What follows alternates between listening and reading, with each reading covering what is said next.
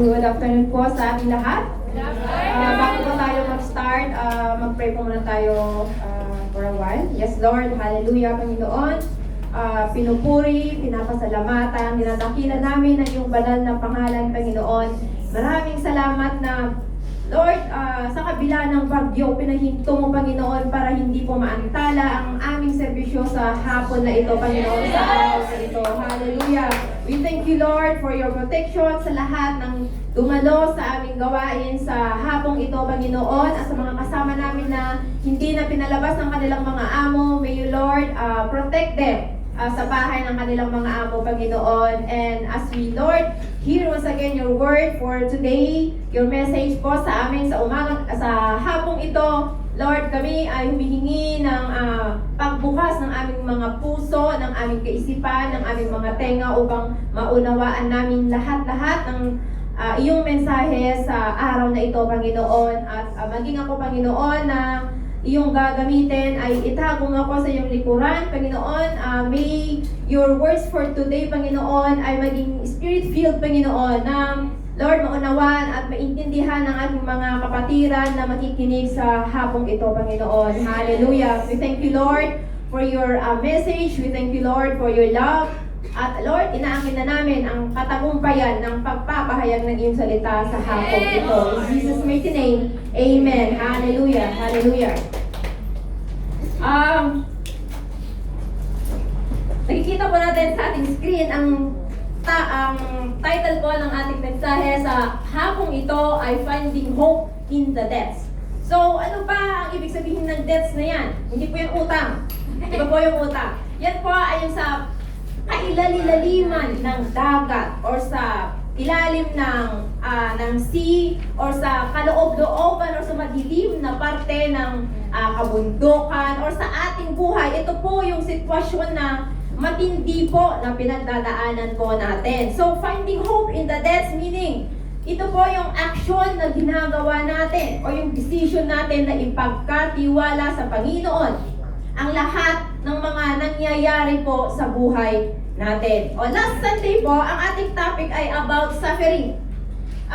There's like a bit of similarity sa ating pag-uusapan sa umagang ito, pero yung suffering po kasi is in general. Pero ang ating pag-uusapan lamang po sa umagang ito ay patungkol sa isang bagay na lahat po tayo dito na OFW ay relate po sa ating pag-usapan sa umagang ito. And last Sunday, sa Book of Psalm din po, yung passage ng ating preacher last Sunday. And ngayon, Book of Psalm din po siya, pero sa 42, sa Psalm 42. Alam po natin na yung Psalm 42, meron po siyang 150 na chapters. Okay? Pero yung 150 na yon, nahati-hati sa 5 books. So, merong Book 1, Book 2, hanggang Book 5. So, itong chapter 42, yan po ang first na chapter sa Book 2 ng Psalm. Okay? At meron pong 5 na kilalang mga author or writer ng Psalm. At meron ding mga 49 chapters na anonymous yung mga sumulat doon. Okay? At kabilang sa 5 na kilala na author ng Psalm ay si David, na meron siyang 73 na chapter na sinulat. At yung mga sons of Korah, meron din silang 11. Okay? Sa mga commentators, hati yung kanilang sinasabi sa kung sino ba talaga ang sumulat nitong Psalm 42. Kasi kung titignan mo sa Biblia, yung nakalagay sa title ng chapter na yan, the maskil of the sons of Korah. So yung ibig sabihin po ng maskil na yan, parang instruction siya. So ibig sabihin, instruction ng mga sons of Korah. So kaya yung iba sinasabi nila na sinulat po iyan ng mga sons of Korah. Anyway, yung sons of Korah po, sila yung mga Levites na grupo ng mga worshipper or ng yung mga kumakanta, nag-worship, nag-praise doon sa tabernacle or sa temple under King David. So, appointed din po sila ni King David. At meron din pong ibang komentaryo na sinasabi nila na si King David daw ang sumulat nito. Okay? At kabilang na po dito yung kilala na komentaryo si John Calvin at si Matthew Henry. Sabi nila si King David daw kasi nga medyo parehas yung kung paano magsulat si King David. Parang same siya. Pero ito, iisa lamang po yung pinapatungkulan dito kasi sinulat ito nung nasa during exile. Kasi di ba lumayo sila, umalis sila sa Jerusalem noong nagrebelde si Absalom, yung anak ni David. Kasi nga gusto niyang patayin yung kanyang ama, gusto niyang kunin yung kapangyarihan, yung trono. Kaya si King David, natakot siya kasama ng mga kasamahan niya, umalis sila sa Jerusalem. So lumayo sila. Okay? So, imagine po natin mga kapatid na ay ang ating verse po ay dito matatagpuan sa Psalm 42. Basahin po muna natin siya pero hindi muna natin tatalakayin kasi as we go on with our topic, madadaanan natin sila sa ating main points. Okay? So sabi po dyan, as the deer pants for streams of water, so my soul pants for you, my God. My soul tears for God, for the living God. When can I go and meet with God? My tears have been my food day and night, while people say to me all day long, where is your God? These things I remember as I pour out my soul. How I used to go to the house of God under the protection of the Mighty One, with shouts of joy and praise among the festive throng. Why, my soul, are you downcast? Why so disturbed within me? Put your hope in God, for I will yet praise Him, my Savior and my God. My soul is downcast within me. Therefore, I will remember you from the land of the Jordan, the heights of Hermon, from Mount Mizar. Deep calls to deep in the roar of your waterfalls. All your waves and breakers have swept over me. By the day, the Lord directs His love. At night, His song is with me, a prayer to the God of my life. I say to God, my rock, why have you forgotten me? Why must I go about mourning, oppressed by the enemy? My bones suffer mortal agony as my foes taunt me, saying to me all day long, where is your God? Why, my soul, are you downcast? Why so disturbed within me? Put your hope in God, for I will yet praise Him, my Savior and my God. Hallelujah. Diba sa atin po lahat naman siguro may kwarto tayo sa bahay ng ating mga amo. Or merong mga walang kwarto. Pero yun, basta may matulugan tayo, kwarto na rin yun. Okay? Kaya nanahati sa sala, kwarto na rin yun. Basta may natutulugan tayo. Di ba minsan, hindi ko alam kung naranasan nyo, yung nasa kwarto ka, nagmumukha mag-isa, walang ilaw, madilim. Na para bang ang bigat-bigat na yung pakiramdam. Na napagbagsakan ka na ng langit at lupa. Na hindi ka naman a-isolate physically, pero yung isip mo, parang isolated ka. Kahit naman maluwag yung kwarto. Diba? Parang ipit na ipit ka. Ganon. So, hindi ka makapag-isip ng maayos. Siguro kahit na nakaganon ka, pero parang wala kang nakikita. Kasi nga madilim lahat yung sa paningin mo. So, minsan sa atin, tinatawag natin ito na depression. Sino bang mga nakadaranas ito na ma-depress? Or wala pa? Kung wala pa, praise God. Yes! Pero kung may naranasan mo, praise God. Kasi kung nandito ka ngayon, napagtagumpayan mo na for sure. Yes! At kung hindi pa, at may depression ka pa ngayon, at least mamaya paglabas mo, mag-heal ka na. Amen? Ayan. So, minsan, kapag nag-depress tayo, hindi na, kasi minsan sinasabi natin na, initin mo lang yan, mawawala din yan. Or, maniwala ka lang, mawawala din yan. Pero minsan, pagka matindi na yung pinagdadaanan mo, parang baliwala lang yung kahit nangingiti-ngiti ka, peke lang, di ba? So, parang wala lang gano'n. So, minsan pa nga akala hindi natin kaya. Hindi ko kaya. And then, kino-question pa natin ng Panginoon kung bakit ganito, bakit ganyan, bakit gano'n. Okay? Di ba, marami tayong nagpapakinggan or nababasa sa Facebook yung mga balita na nagpapakamatay. At kung tanungin natin bakit anong reason, basahin natin anong reason, na-depress. Bakit na-depress? Dahil sa utang. May problema sa asawa, sa pamilya, sa anak, sa amo, or sa mga kamag-anak. Diba minsan, hindi nila kinakaya kaya nagpapakamatay na lang, nagbibigti, tumatalong sa window ng bahay naman ng mga amo. I hope mga kapatid, I hope and pray na tayo natin gagawin yun. Kasi may Diyos tayo eh. Amen? Amen. And minsan, kung hindi man nagpapakamatay, nasisiraan ng pait. Nababaliw na. Pumunta ng Hong Kong na matino, pag-uwi, wala na, hilo-hilo na. Hindi lang dito sa kahit iba't ibang bansa nakikita natin yung mga balita na lalo sa Saudi, sa Middle East, sa Kuwait, may mga ganun ding cases, di ba, na mga nagpapakamatay. And today, we are diving into Psalm 42, yung binasa natin kanina, na ipinapakita ng writer niyan na hindi po ang pananampalataya na hindi po ito minimin na nag-wear tayo ng maskara. Okay? Yung faith po natin is kailangan kapag nag-suffer ka, ipakita mo sa Panginoon kasi bawal, kasi kung nagsasuffer ka tapos parang napupunyari ka na okay ka, pero hindi ka naman pala okay. Paano ka mag-heal pag gano'n? Okay, so, kapatid, kapag ikaw ay dumadanas sa situation na ito, ngayong hapon na ito pong text, ito pong message na ito ay para sa iyo. Okay? And tignan natin kung ano ba yung mga ways para makalabas tayo dito sa malalim o itong madilim na situation ng buhay na meron tayo or meron ka ngayon hapon na ito. And itong sumulat ng psalm na to, sinasabi niya na huwag tayong mag-pretend na okay tayo kung hindi naman pala tayo okay. So which brings us to our first point, which is we must courageously acknowledge our tears and our pain. Ang first step po, para mahanap natin, kasi ngayong title natin, Finding Hope in the Death. Hanapin natin yung pag-asa, okay?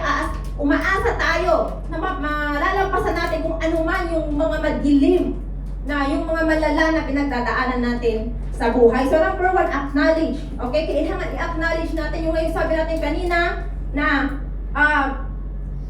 i-acknowledge natin huwag tayong magkunwari. Okay? Na okay ka pero hindi naman pala. So bago tayo ma-heal, kailangan maging honest tayo. Kasi kung magpapacheck up ka sa doktor, hindi ka magagamot kung hindi mo sasabihin ang sakit mo. Yes. Amen? Ano gagamotin niya kung hindi naman niya ano mo sabihin kung ano masakit?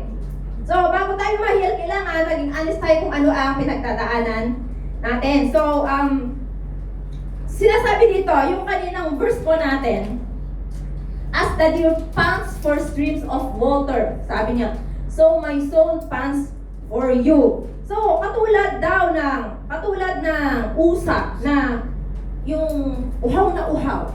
Di ba kapag uhaw na uhaw, yung gusto nang uminom kasi yun na yung, doon na siya makasurvive. Kasi kung hindi siya uminom, kung ma-dehydrate ka, namatay ka na dahil sa dehydration, di ba? Or nahilo ka dahil sa dehydration. Ganon din yung level, ganon din yung pag-iyak natin, paghahanap sa Panginoon. Okay, so ganon dapat. Kung gaano yung gustong-gusto nung usa na uminom dun sa stream na yun kasi dun lang siya mabubuhay, ganon din dapat tayo na kailangan nating isik ang Panginoon. Ganon tayo mag-long, yung longing natin sa Panginoon. So kailangan yung dinaramdam natin, dalhin natin directly sa ating Panginoon. So sabi nga dun sa isang Korean drama, kung napanood nyo yun dati, nung nanonood pa ako ng Korean, pero ngayon din na.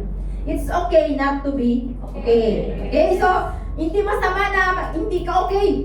Okay, ipakita mo hindi ka okay. Okay, kasi hindi ka naman mahihil kung hindi mo ipakita na hindi ka okay. Akala ng iba okay ka, hindi ka kinakausap. Bahala ka, okay ka naman eh. Pero kung alam nila na hindi ka okay, hindi comfort ka. Yes. Amen? Edi, kung meron man silang experience sa pinagdadaanan mo, i-share nila sa'yo. Amen. Sa ganun, makalearn ka ng lesson, doon ka ma-inspire ka kung ano ang dapat at hindi mo rin dapat gawin. Okay? So, yung panting, sinasabi dyan, ito po yung pinoportray niya yung intense, yung very desperate na yung usa na uminom. Ganun din dapat tayo, maging desperate tayo na lumapit sa Panginoon. Ilapit natin sa Kanya kung ano ang ating pinagdadaanan, kung ano yung totoong nararamdaman natin. So, yung verse 3, sabi niya dyan, my tears have been my food day and night. So, ganun katindi. Kasi ang pagkain daw niya, gabi at araw, yung kanyang luha. So, ibig sabihin yung luha, magdamag siya, buong araw, buong gabi siya umiiyak. Ganun katindi ang sakit na kanyang pinagdadaanan. Okay? At yun pa, may mga tao pa na nagsasabi sa kanya, asan ang Diyos mo? Diba? Kasi kung alam nilang Kristiyano ka, may pinagdadaanan, sabihin nila sa'yo, akala ka Kristiyano ka, akala ka hindi ka pinapabayaan ng Diyos mo. Diba? Alam naman po natin, Kristiyano ka man o hindi, dumadaan tayo sa lahat ng pagsubok ng buhay. Pero ang maganda lang kasi tayo, kung Kristiyano tayo, kung may pinagdadaanan tayo, alam natin na hindi tayo pababayaan ng Diyos. Amen? Amen. Kaya siguro wala kang tumatalon sa building sa atin. Kasi alam natin na kahit na-depress na tayo, alam natin na ang Diyos, hindi tayo pinababayaan. Amen? Kasi siguro yung mga tumatalo na nagpapakamatay, wala nang kapag-asa kasi hindi nila kilala ang Diyos. Or if kilala nila, hindi sila naniniwala na ang Diyos may kayang gawin sa kanila, sa kabila sa kanilang pinagdadaanan. Amen? So, plus point sa atin na kilala natin ang Diyos. 1 points yun. Kasi hindi ka nakakagawa ng mga bagay na hindi maganda kung alam mo na may Diyos ka. Amen. Amen. And sabi sa Psalm 6:6, I am worn out from my groaning. All night long I flog my bed with weeping and drench my couch with tears. So ganun din yun. Ito sinulat na ito ni David, King David. Dahil nga doon sa intense na suffering niya, yung illness at yung guilt over sin, sa lahat na guilty siya sa lahat ng kasalanan niya. Ano yung sinasabi niya sa Panginoon? All night long, sabi niya, worn out from my groaning. Ano ba yan? Exhausted siya. Yung both body and yung mind niya. Okay? And all night long, I flood my bed with weeping. Ganun din doon sa text natin kanina. Ganun katindi. Kasi nga, na-flood na yung kanyang bed ng luha. So, ganun katindi yung sakit kasi umiyak siya ng magdamag. Kaya nga, pero hindi naman literal na nag-flood siya. Ano lang yan? Diba? Ano yung kumuha siya sa dagat ng tubig, diba? Ganun luha niya. So, ganun katindi yung kanyang pinagdadaanan. And sabi niya, and drench my couch with tears. So, ito hyperbole, ito ina-exaggerate niya. Ipakita niya na nasusok nga yung bed niya dahil sa heavy crying. Okay? So, ano ang spiritual lesson dito?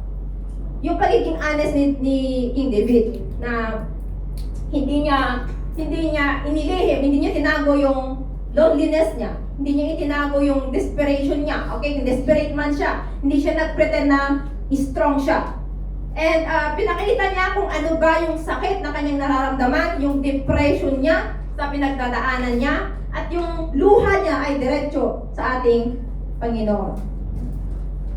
And also Psalm 102:3-4. So parang mga psalm tayo lahat ngayon. For my days vanish like smoke, my bones burn like glowing embers. Ano ba yung embers? Ito yung nagbabagang apoy. Yung baga ba? My heart is blighted and withered like grass. I forgot to eat my food. So pinapakita din dito na ay ito rin yung yung time din na yun nga continuation din dito nung lumayo sila nga, nag-flee sila from Jerusalem dahil nga sa inahabol sila ni Absalom para patayin siya, di ba? So ito rin yung panahon na sinulat ito ni King David. And sabi niya na days vanish like smoke. So ang buhay natin kapatid, parang bula lang yan, parang smoke lang yan. Madali lang yan dumaan. Okay? And mag-disappear, madaling mag-disappear. And also sabi niya bones burn like embers. So, ganun yung sakit. Kasi ikaw kaya, try mong masilid ka nga lang konti ng apoy sa rice, ano to? Yung pinaglulutuan mo, aray! Eh, yun pa kaya sa nagbabagang apoy. Diba? Parang nagbabagang apoy yung kung saan siya, parang nakaupo siya nagbabagang apoy. Ganong katindi, ganong kasakit, ganong kahapdi yung pinagdadaanan ni David. And also, nakakalimutan naman niyang kumain eh. Ikaw kaya kung ikaw ang may pinagdadaanan, may gana ka bang kumain? Yes. Ikaw kaya pa rin. Kakain pa rin, pero parang wala ka rin pinapalog sa tiyan mo kasi wala kang ganang kumain. Diba? May mga stress, may mga depressed na dinadaan sa kain. Pero di ba madalas yung mga madaming problem, hindi na nakakakain kasi wala lang time kumain. Wala nang time kumain kasi iyak na lang ng iyak. Parang kahit na may ipapasok sa bibig, parang walang lasa. Parang wala rin. Ganon. Kaya maraming depressed or stress na pumapayat kasi ngayon na sila kumakain. Ayan. O, hindi rin kay sis, Nikki, baliktad lang kanya. Okay, ang sabi naman ni Charles Spurgeon, we are not to run from our despair, but rather use it as a catalyst or motivation to drive us into the presence of God. The psalmist's longing is not a sign of spiritual failure, but a deep realization that God is his only true necessity. So, ganoon din yun na yung hindi tayo pwedeng tumakbo, hindi natin pwedeng takbuhan kung ano man yung pinagdadaanan natin sa buhay. Gamitin natin itong motivation para mas lalo tayong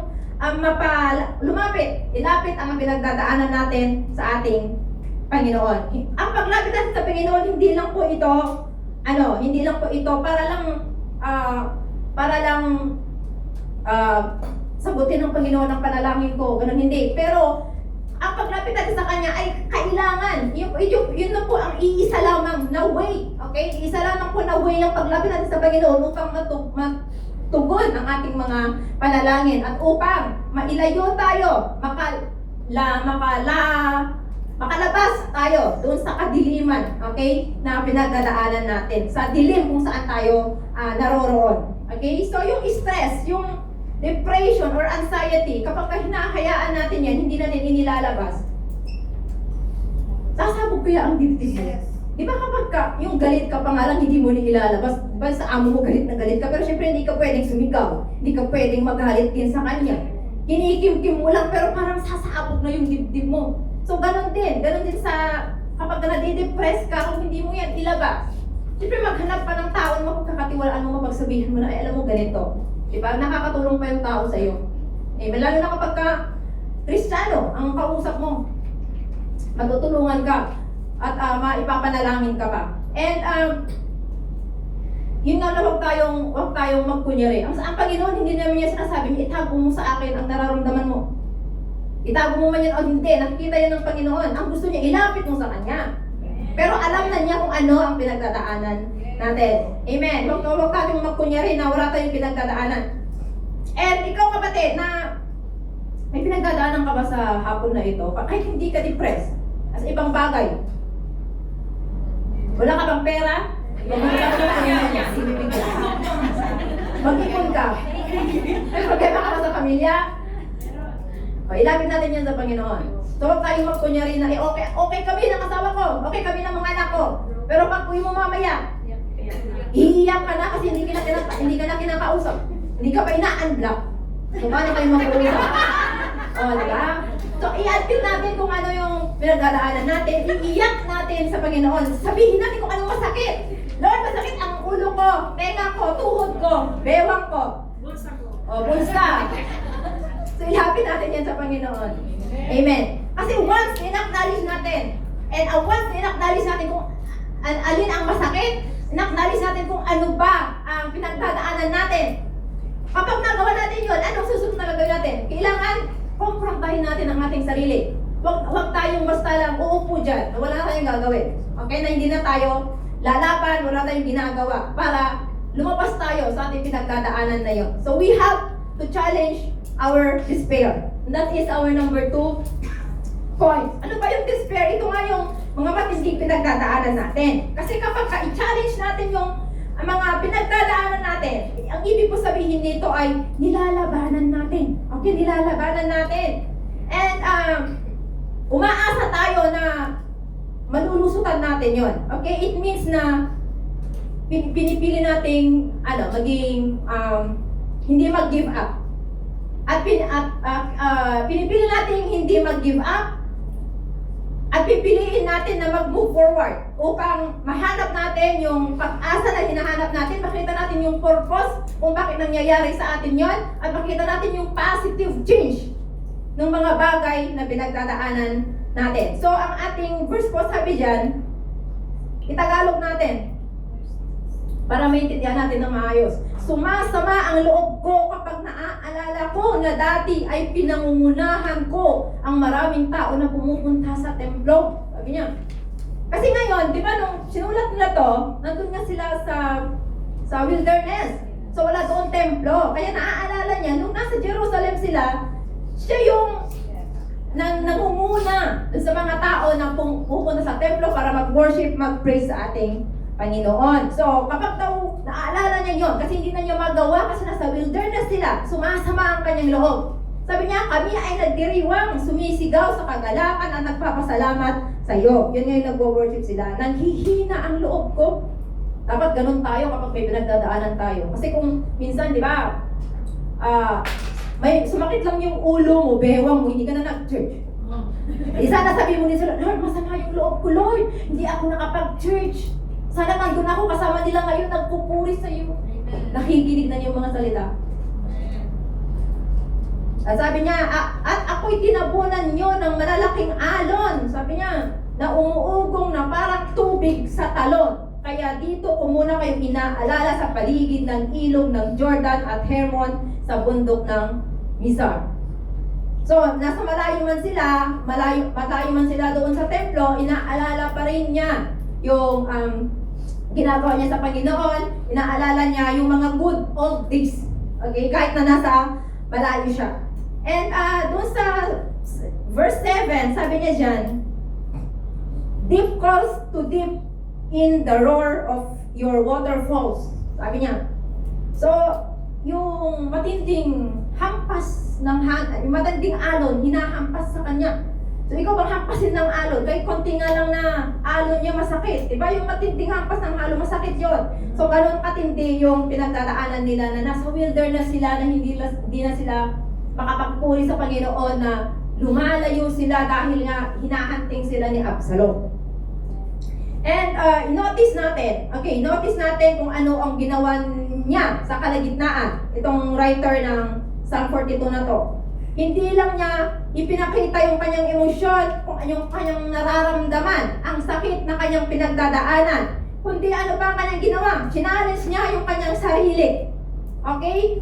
And he points out yung realidad na nandoon siya sa malayo siya sa Jerusalem, malayo siya sa kanyang sa templo. Ngunit pinili niya na i-direct or lingunin, okay, kung ano ang ginagawa ng Panginoon sa kanyang buhay. Yung isip niya nasa Panginoon pa rin kahit malayo siya. Okay? So tayo minsan, kapag umuwi tayo ng Pinas,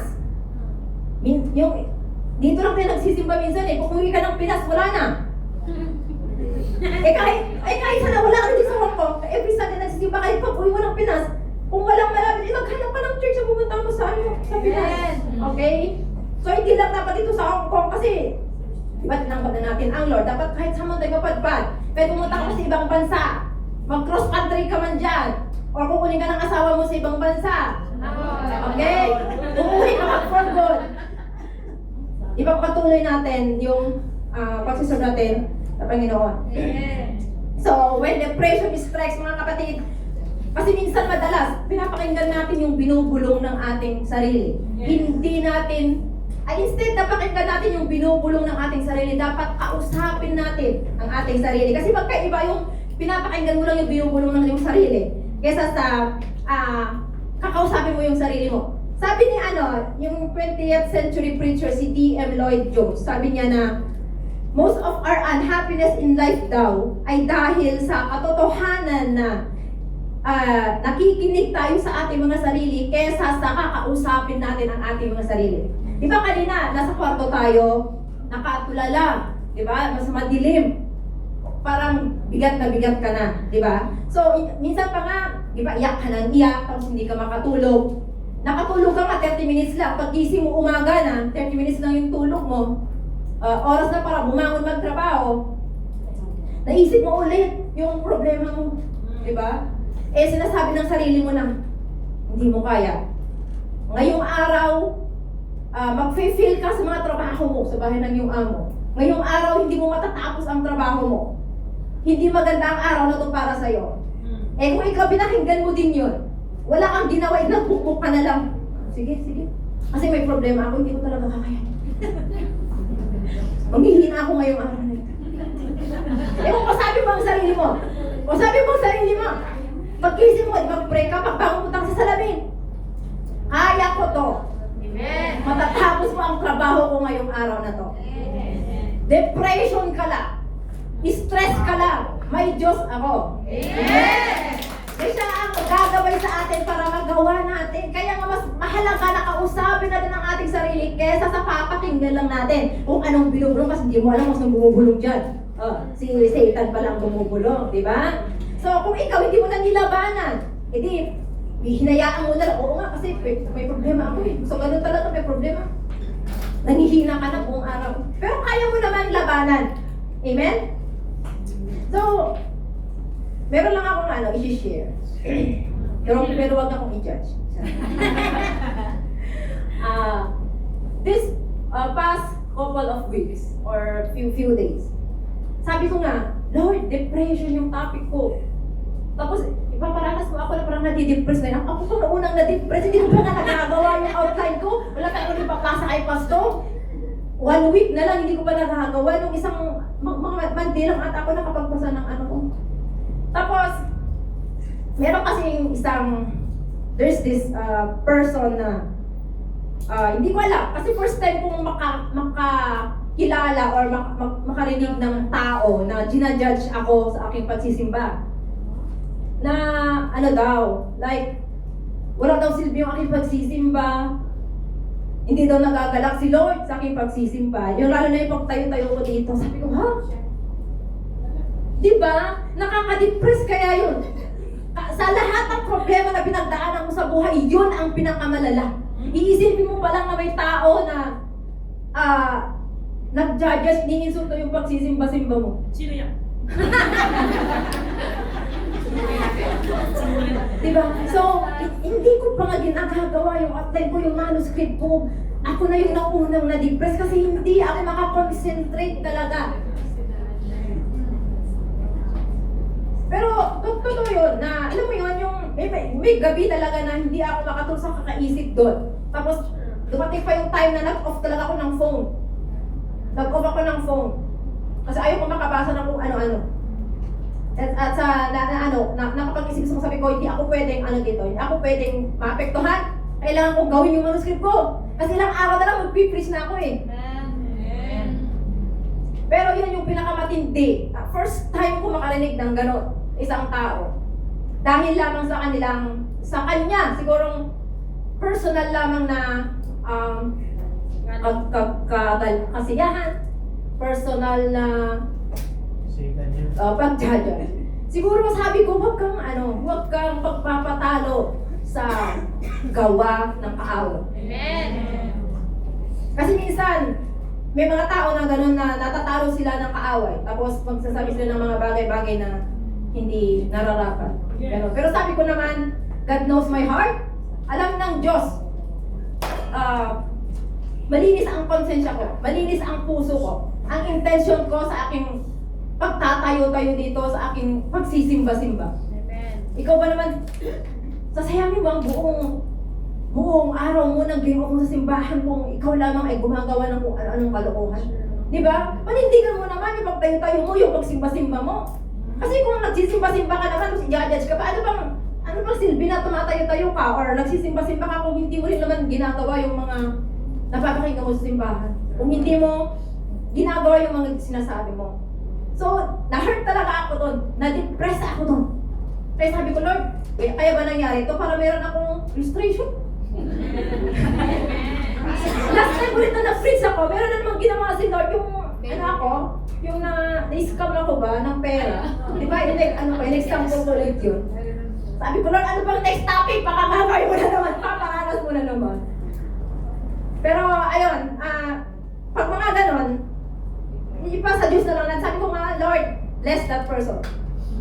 Ikaw nang bahala na magpaliwanag or ipakita mo sa kanya. Light up the mind of that person. Yung kanyang puso.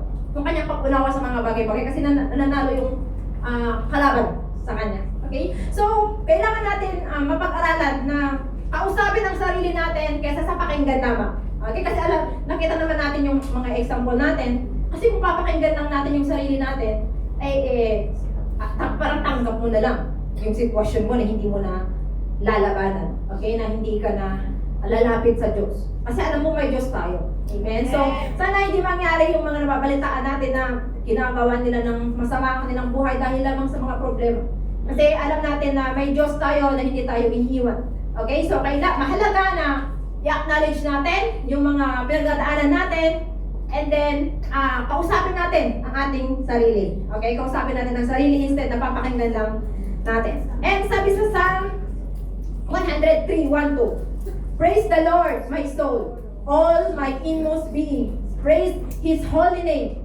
Praise the Lord, my soul, and forget not all His benefits.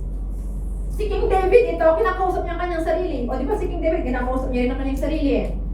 Sinasabi niya sa kanyang puso, sa kanyang mind, na i-praise niya ang Panginoon. So, labanan niya yung spiritual amnesia o yung paglimot niya sa mga pagseserve niya sa Panginoon. So, i-remember niya, dapat alalahanin niya kung ano yung mga magaganda na ginawa sa kanya ng Panginoon.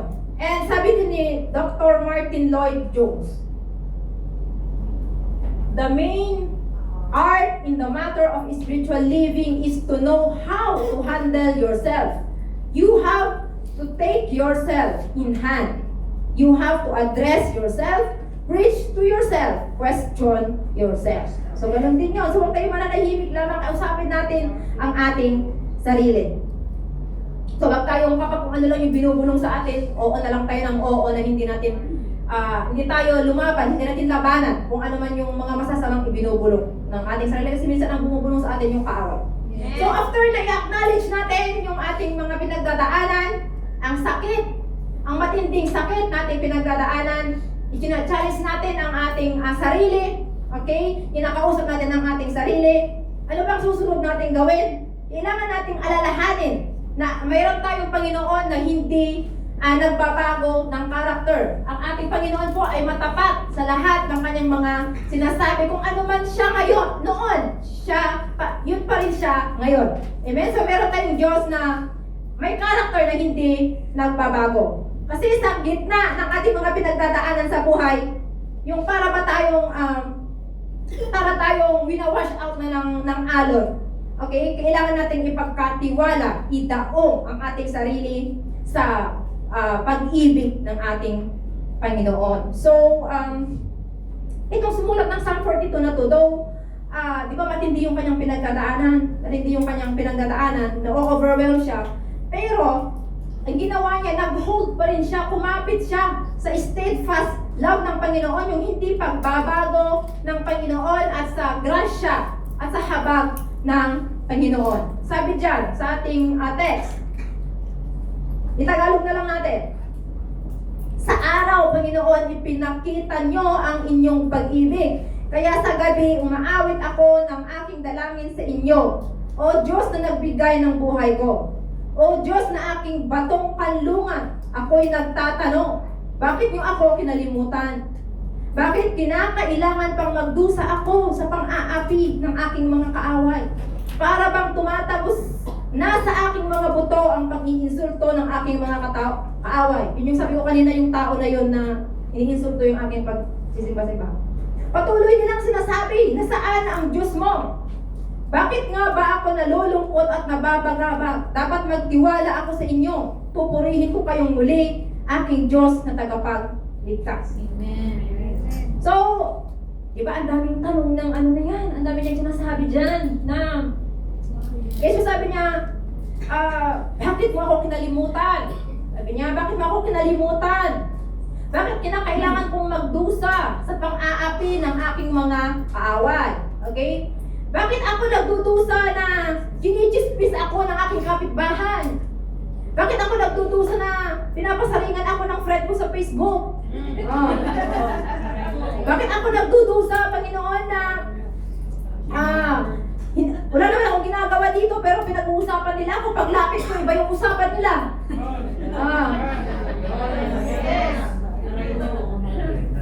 Bakit ako nagdudusa, Panginoon, sa tapat naman ako sa iyo, pero bakit ako nagdudusa?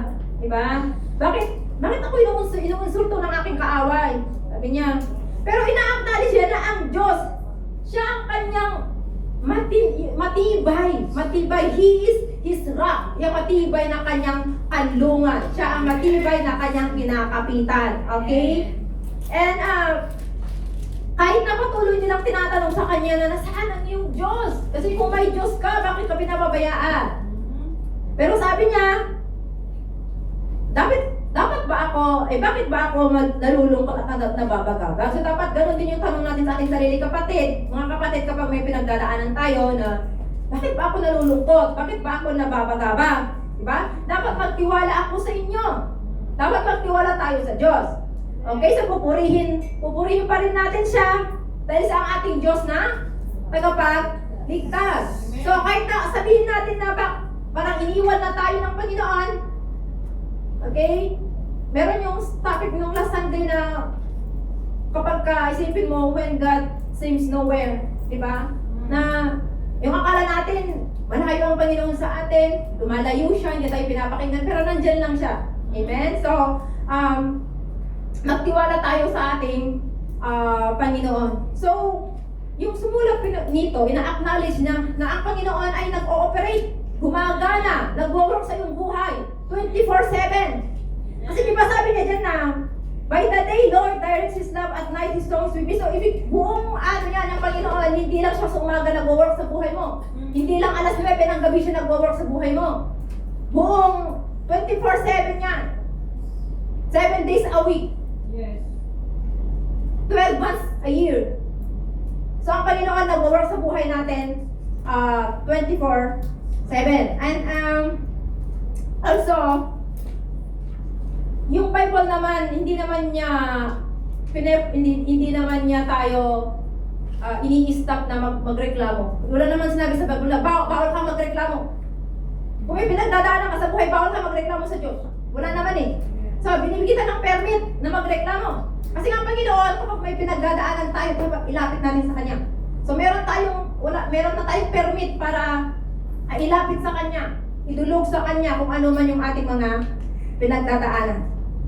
And, yan yung sabi ko kanina, ang mga pinagdadaanan natin na yan, yun yung weapon ng enemy. Okay, yung mga suffering na yan, yung weapon ng enemy para mag-doubt tayo sa Panginoon.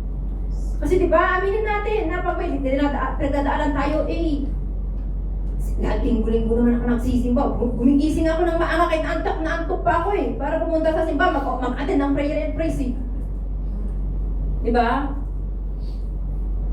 So,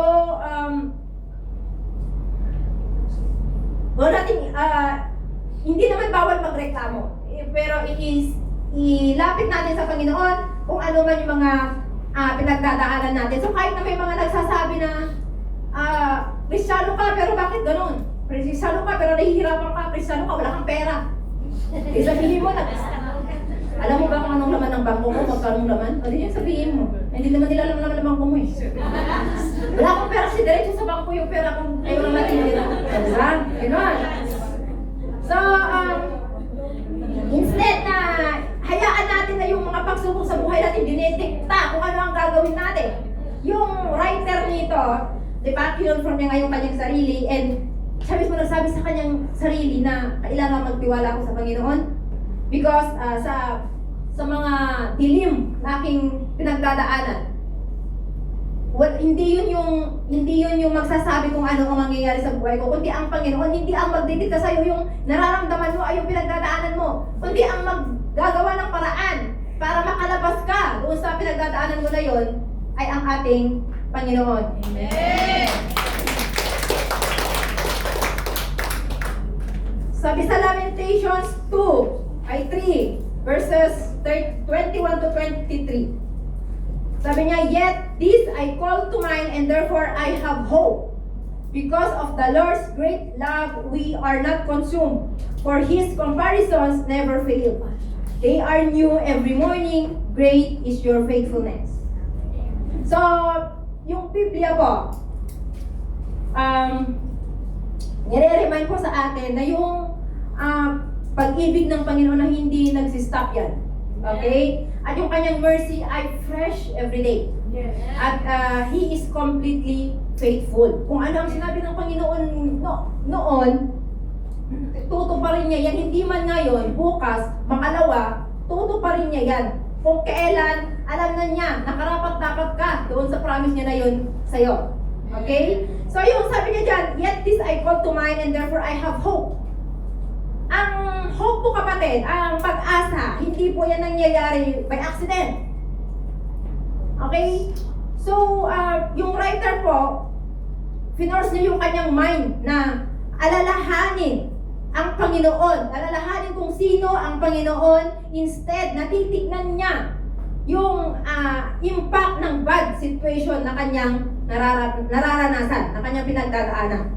At sabi niya dyan, because of the Lord's great love, we are not consumed, for His compassions never fade.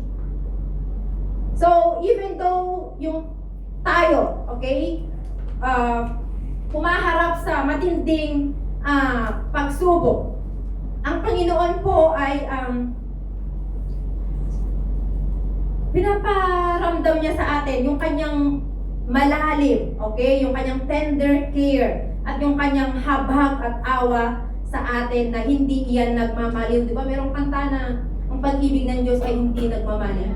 And yung sabi dyan na they are new every morning, great is your faithfulness. Ang Panginoon po, ang grasya ng Panginoon, hindi po yan parang bottled na recycle. Okay, every single morning na ikaw ay gigising bago po. Brand new supply. Yung mercy ng ating Panginoon na nag-aantay sa atin. Hindi yan yung kahapon pa, hindi napalis na hindi.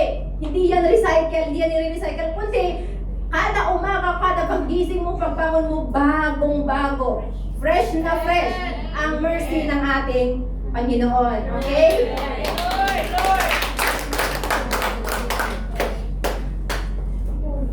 And Psalm 77, verses 11 to 12. Sabi niya dyan, I will remember the deeds of the Lord. Yes, I will remember your miracles of long ago. I will consider all your works and meditate on all your mighty deeds. So kapag ang buhay ay nagiging katakot-takot na, diba? Huwag nating hayaan na natural lamang na minsan tayo ay matatakot din kasi katakot-takot din nangyayari sa buhay natin. Yes. Pero itong text na ito, sinasabi sa atin na kailangan i-change natin yung focus natin. So, sa kung ano ang tama at sa kung ano ang maganda. Okay? And i-remember natin kung ano ang ginawa ng Panginoon, hindi lamang sa iyo, kundi sa ibang tao. Yes. Okay? Na yun yung nagbibuild sa atin para maging mabuting tao at magiging strong tayo sa ating pananampalataya sa ating Panginoon. And also sabi ni John Piper, hope is not the absence of sorrow or the changing of your circumstances. Rather, it is complete, confident assurance in God's faithfulness and His unfailing love even when you are walking through the deepest valleys. Ano nga ba ang ibig sabihin ng hope, ng pag-asa sa quote na ito ni John Piper? Hindi po ito feeling. Hindi po ito nararamdaman, okay? Ang hope po ay hindi ngiti or hindi ito sign na ang buhay ay madali. At hindi rin po ito ibig sabihin na yung problema mo na ay mawawala na. Okay? At or yung bad situation ay mapakabuti. Kundi ito ay deep na pagtitiwala sa Panginoon. Ang hope po ay strong yan. So kailangan malalim yung ating pananampalataya, malalim yung ating trust sa ating Panginoon para makamit natin itong hope na ito. And in hard times, okay, you can have this hope even na tayo ay yun nga, nadidepress, nai-stress, may anxiety, or kung ano pa man na pinagdadaanan natin, makakamit natin ang hope na ito. Basta't alalahanin natin kung ano ba yung ginagawa ng Diyos, kung sino ang Diyos sa buhay natin. Kasi kung hindi natin maalala kung sino ang Diyos, di ba, may pinagdadaanan ka, bali wala lang sa'yo, na hindi mo inilalapit sa Panginoon, imbis na ilapit mo sa Kanya, minamarites mo na lang sa iba na wala namang itutulong sa'yo. Ilapit mo na lang sa Panginoon. Amen? Para matulungan ka na makalabas doon sa pinagdadaanan mo sa buhay. And ano ba ang itinuturo sa atin ng Psalm 42 na ito? Ang depression po, ang mga pinagdadaanan natin, hindi po ito kasalanan. Normal lamang po na makaramdam tayo ng mga pagsubok sa buhay. Kaya kung na-depress ka, huwag mong sabihin na, ay, kasalanan ko to, na-depress ako. Ay, stress ako, may anxiety ako, kasalanan ko to. Hindi po kapatid, hindi po yung kasalanan. At kapag yung depression po ay nafe-feel yung isip, pinupuno na niya yung isip natin ng mga negative thoughts. Anong dapat natin gawin? Sundan natin itong example ng sumulat ng Psalm 42 na ito. Na i-challenge natin ang ating sarili. I-challenge natin, kausapin natin ang ating sarili, and then alalahanin natin kung sino ang Diyos na ating sinasamba. Amen. And ang hope po ay hindi po ito choice. Ang hope, ito po ay choice. Hindi ito feeling. Okay. So, kung titignan natin yung last na... Saan na yun? Yung last. Ito. Why, my soul, are you downcast? Why is so disturbed within me?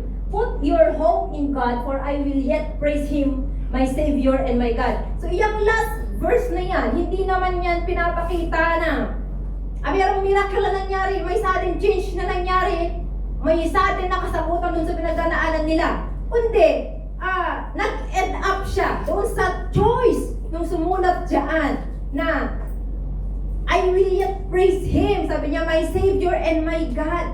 Pinipili niya na i-praise pa rin ang Panginoon. Pinipili niya na magtiwala pa rin sa Panginoon. Kahit na kahit na nandun pa rin sa situation na may pinagdadaanan siya. So, hindi lang tayo lalapit sa Panginoon kapag, di ba, pinagaling na tayo ng Panginoon, saka tayo lalapit. Minsan pa nga, di ba, pinagpipray natin, o Panginoon, tulungan mo ako sa ganito. Di ba? Ikaw nang bahala kung pagagalingin mo. Kung di pagagalingin mo, kung hindi. Diba? Kung pinagaling ka, nung pinagaling ka na, wala na. Lumayo ka na naman. Diba? So, hindi siya feeling, kundi choice natin na magtiwala, ilapit ang ating nararamdaman sa ating Panginoon.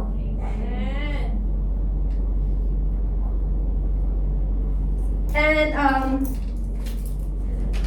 we have every reason to hope in God. Meron tayong anytime, anywhere, or, di ba, kailangan pwede tayong magtiwala, pwede tayong lumapit sa Panginoon, pwede tayong magkaroon ng hope.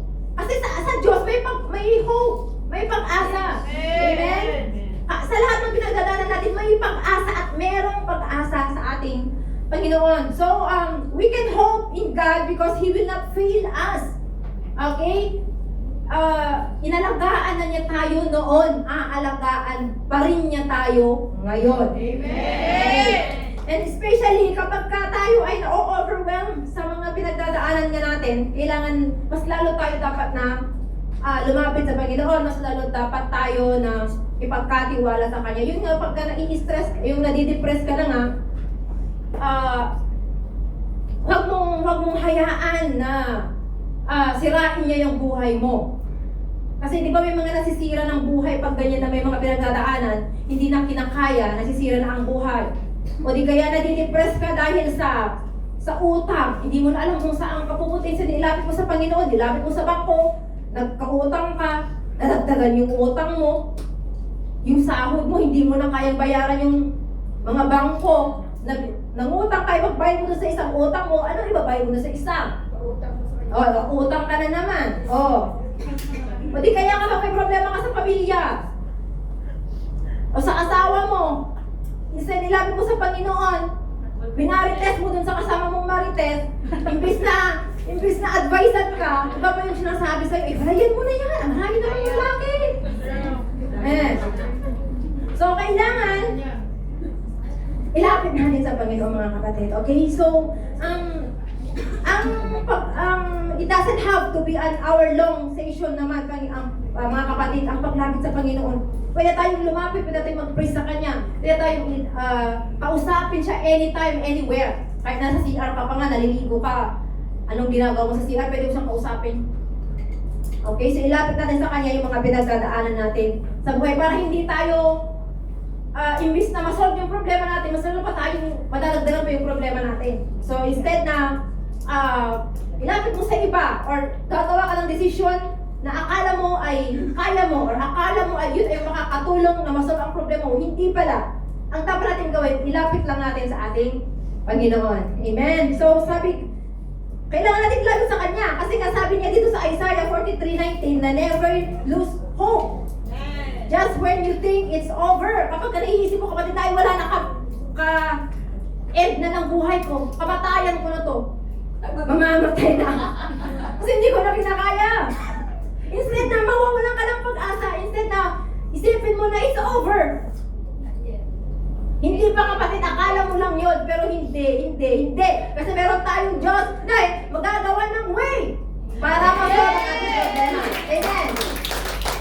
And when you focus on all the ways the Lord has blessed you, so mag-focus tayo sa mga bagay na malulugod ng Panginoon. Hindi natin mapapansin, bine-bless tayo ng Panginoon. Kahit na hindi mo naman hingin na i-bless ka, kung ikaw ay talagang nag-focus sa Kanya, magugulat ka na lang, ay, bless ako ng Panginoon. So, you have less time to think. Kapag nag-focus ka sa Panginoon, kapatid. Pero, nababawasan yung time natin na mag-iisip ng what if? What if ganito? What if ganon? What if ganyan? What if, nireplyan ko yung nag-chat sa akin, hindi man alam ng asawa ko. What if, pinili ko yung nandoon sa ibang bansa kaysa doon sa nasa Pilipinas?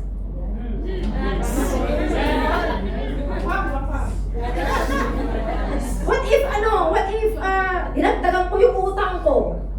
Oh. Diba? So, mag-focus tayo sa Panginoon kaysa sa, mag-focus tayo sa Panginoon. Kasi kung focus ka sa isang bagay, maganda pag nababawasan yung panahon mo na mag-isip ng mga unnecessary things na magdadala mo sa atin ng kapahamakan. Okay? So, ask the Lord to protect our mind, our heart. And ask the Lord na i-remember natin yung mga panahon na kailangan natin siya, nandoon siya na inalagaan tayo. Okay? And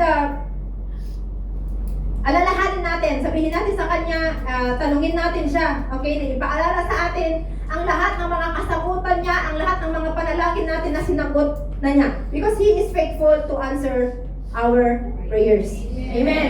And i-end natin ang ating message. Di ba madali lang? Madali lang ako ito kung overtime. I-end natin ang ating message slide na ito. Hope, faith, despair. Kung unahin natin sa despair, ito, ay lobat na siya. Wala siyang ilan. Yung despair na yon, di ba yun yung mga matinding pinagdadaanan natin? Itong lalaki na yan, meron siyang matinding faith sa Panginoon. Di ba, hinahangad niya yung hope. Naghahanap siya ng hinahangad niya yung pag-asa na makakamtan niya sa kabila ng kanyang pinagdadaanan sa buhay. So, ang bridge po, para marating niya yon, para makamit niya yon, yun ang matindi na pananampalataya natin sa ating Panginoon. So, mga kapatid, ang iisang way lamang po, the only one na paraan para tayo ay nakalabas sa madilim, okay, na bahagi ng ating buhay, sa kailalilalimang bahagi na pinagdadaanan natin, yung madilim sa ilalim na pinagdadaanan natin sa ating buhay na akala natin wala natin yung pag-asa.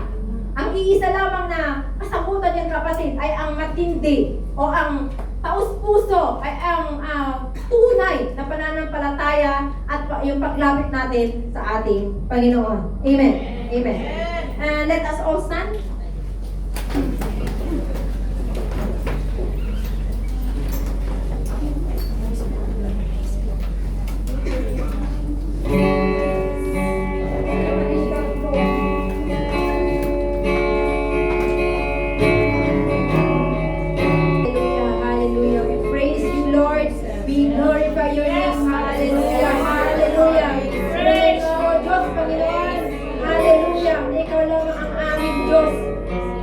Kami ay inalagaan noon hanggang ngayon, Panginoon, ay inaalagaan mo ngayon kami, Panginoon. Hallelujah, hallelujah.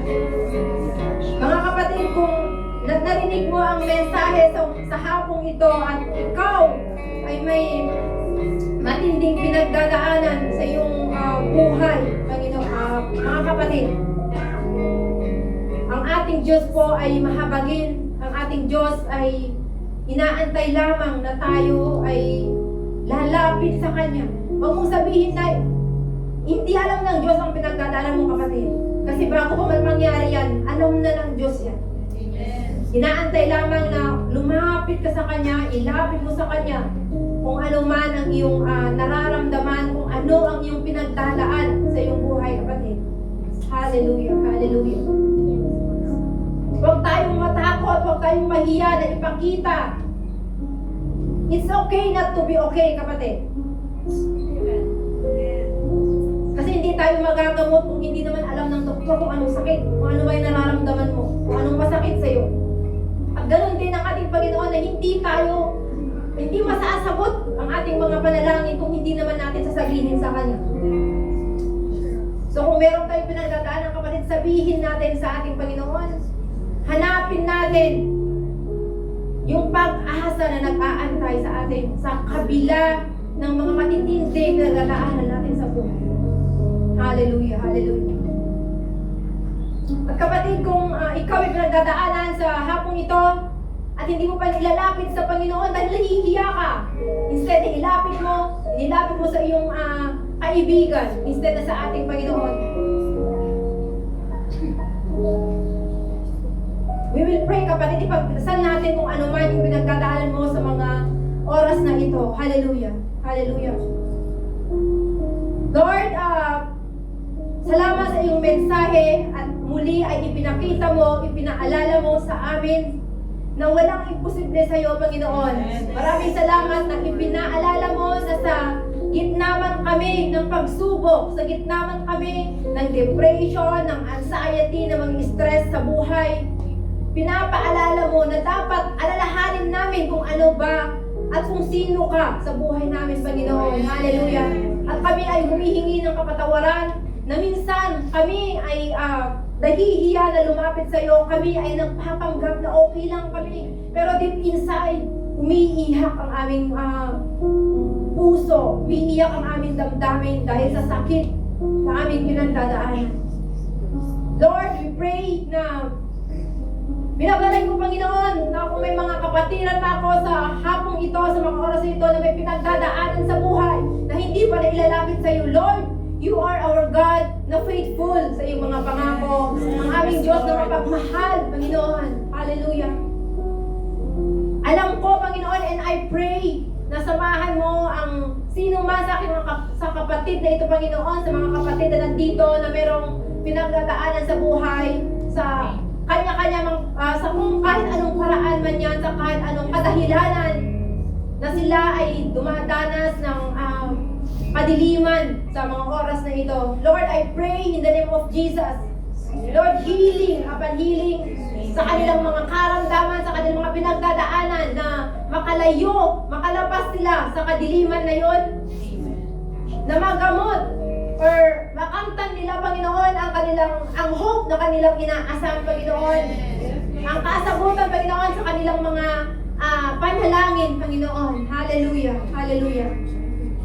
Lord, we believe na Ikaw ang aming Diyos, na kung kami ay iyong niligtas, kami din, Panginoon, ay iyong muling ililigtas sa mga pinagdadaanan at pagdadaanan pa namin sa buhay, Panginoon. Hallelujah. Hallelujah. We thank you, Lord, for your grace and mercy. We thank you, Lord, sa faithfulness mo sa buhay ng bawat isa sa amin. At mga kapatid, sabi ng last slide natin kanina, kung gusto nating makamtan ang ating hinahangad na hope, kailangan natin ng matinding yung pananampalataya natin sa ating Panginoon upang makamtan natin ang ating inaasam sa ating Panginoon. At kapatid, hindi mo yan makakamtan, hindi yun mangyayari kung wala kang relasyon sa ating Panginoon. Kung wala kang pananampalataya sa ating Panginoon. At kapatid, kung ikaw ay first timer or second time dito sa aming church at sa hapong ito ay naramdaman mo ang presensya ng Panginoon, nangusap sa iyo ang ating Panginoon at alam mo sa iyong sarili na wala ka pang relasyon sa Kanya, na hindi mo pa siya tinanggap sa iyong buhay bilang iyong Diyos na tagapagligtas. Kapatid, I can pray for you. Huwag kang mahiya kasi lahat kami dumaan dyan, kapatid. Walang makakakita sa iyo, kapatid. Ang tangi mo lang gawin, itaas mo lang ang iyong kamay at ipag-pray kita.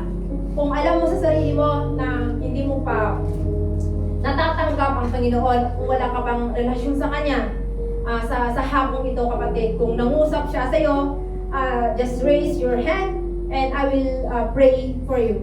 Hallelujah. Hallelujah. Yes, Lord, maraming salamat Panginoon sa mensahe sa hapong ito at muli kami ay umaasa Panginoon, nagtitiwala sa iyo na may mga pinagdadaanan kami, ngunit kami ay makakalabas dahil Lord, ikaw ang aming Diyos na hindi nang iiwan, ikaw ang aming Diyos na tapat sa mga pangako Panginoon. Sa iyong pagmamahal sa amin, maraming salamat sa pagkamatay sa cross para kami ay iligtas. Maraming salamat Panginoon at sa tuwing kami ay nagkakasala at tinatanggap mo kami, binabago mo kami tuwing kami ay lumalapit sa iyo. Maraming salamat Panginoon. Hallelujah. And Lord, we entrust the rest of our afternoon sa iyo, sa lahat pa ng aming gagawin sa hapong ito.